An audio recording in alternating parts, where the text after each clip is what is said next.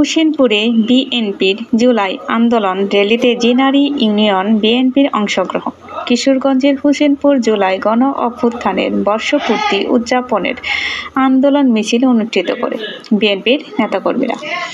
মঙ্গলবার 5 আগস্ট বেলা 11:30টার দিকে উপজেলার নতুন বাজার ঈদগাহ মাঠে এসে সকলে একত্রিত হয়।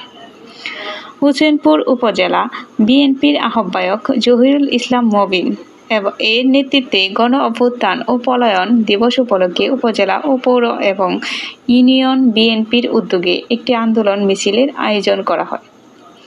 বেলা 11:30টার দিকে জিনারী ইউনিয়ন থেকে বিএনপির সভাপতি বাহারুদ্দিন, সাধারণ সম্পাদক বাবুল, সাংগঠনিক সম্পাদক আলম সরকার ও সাবেক ইউপি চেয়ারম্যান আব্দুল কুদ্দুস, সভাপতি জিনারী ইউনিয়ন বিএনপি ও সাবেক আহ্বায়ক সোহরাব উদ্দিন, জিনারী ইউনিয়ন বিএনপি সহ সংগঠন সম্পাদক সুরজ আলী সহ নেতাকর্মীরা মিছিল নিয়ে উপজেলা সদরের নতুন বাজার ঈদগাহ মাঠে হয়ে হোসেনপুর উপজেলার প্রধান সড়ক প্রদক্ষিণ করে উপজেলার বিএনপির অফিসের সামনে এসে সংক্ষিপ্ত আলোচনা করে জেলা, উপজেলা ও ইউনিয়ন নেতাকর্মীরা।